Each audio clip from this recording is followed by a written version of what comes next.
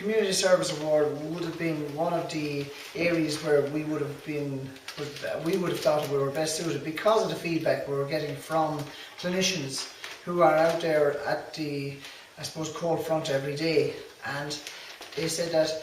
being presented with vessels which were less than adequate, this simplified their job, and they knew that they had a safe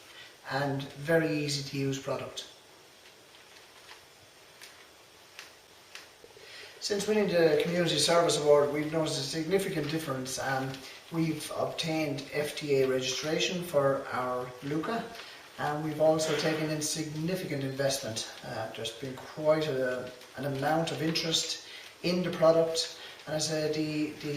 IMSTA badge, which we can now show, I think it actually reassures people that we are a credible and an up-and-coming company in the medical device sector.